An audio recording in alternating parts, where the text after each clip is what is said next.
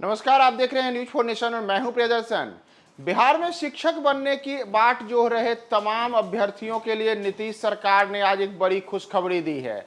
आज बिहार मंत्रिमंडल की हुई बैठक में कैबिनेट ने शिक्षक अभ्यर्थियों की नियुक्ति को लेकर के एक बड़ा फैसला लिया है और राज्य में 1,78,000 से ज्यादा शिक्षकों की नियुक्ति का रास्ता साफ हो गया है। नीतीश कैबिनेट ने आज इस अहम फैसले पर निर्णय लेते हुए राज्य में 1,78,000 से ज्यादा जो शिक्षकों की बहाली होनी है उस पर अपनी मुहर लगा दी। तो इसके साथ ही पिछले लंबे अरसे से शिक्षक बहाली की बाट जो रहे तमाम अभ्यर्थियों के लिए नीतीश सरकार ने आज बड़ी खुशखबरी दी है। इतना ही नहीं, नीतीश कैबिनेट में आज कुल 18 एजेंडों पर मुहर लगी है, जिनमें कई प्रमुख निर्णय लिए गए हैं। बिहार कैबिनेट ने आज सबसे प्रमुख जो निर्णय लिया है उसमें शिक्षक नियुक्ति नियमावली के बाद प्रक्रिया को आगे बढ़ाने के हेतु इसमें जो शिक्षकों की नियुक्ति है उसके लिए औपचारिक स्वीकृति दे दी गई है। यानी कि मई महीने में कैबिनेट की हुई जो आज यह पहली बैठक थी, इस बैठक में नीतीश सरकार ने 1,78,026 पदों की स्वीकृति दी है।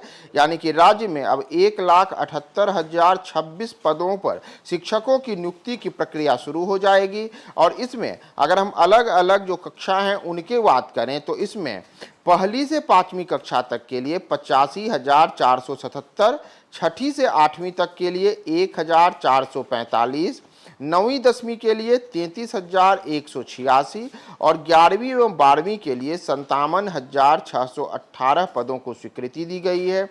यानी कि राज्य में जो शिक्षक बनने की आस जो रहे तमाम अभ्यर्थी थे उनके लिए नीतीश सरकार ने यह बड़ा फैसला लिया है और उन पर 1,78,026 पदों की स्वीकृति दे दी है। इसके अतिरिक्त जो कैबिनेट की बैठक हुई है इसमें कुल 18 एजेंडों पर मुहर लगी है। इसमें ऐसे तो कई निर्णय लिए गए हैं, लेकिन एक और जो महत्वपूर्ण निर्णय लिया गया है उसमें पटना के बाद अब गया और मुजफ्फरपुर में भी डीजल वाले तिपहिया वाहनों के परिचालन पर रोक लगा दिया गया है।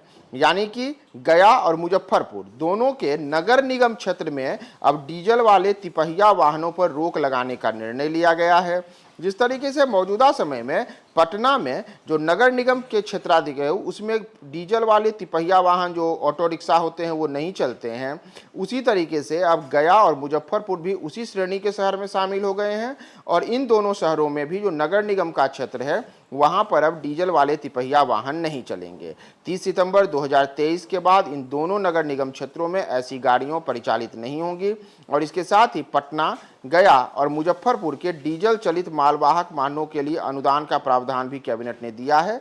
यानी कि ऐसे वाहन जो कि यहाँ पे बिना डीजल वाले चलेंगे उनके लिए विशेष तौर पर सरकार की ओर से एक अनुदान भी जारी किया जाएगा। तो यह सब अब इन तीनों शहरों के लिए मान्य होगा, जिसमें कि पटना, गया और मुजफ्फरपुर तीनों जगह पर अब डीजल से चलने वाले तिपहिया वाहन शामिल हैं जिनका परिचालन अब नहीं होगा।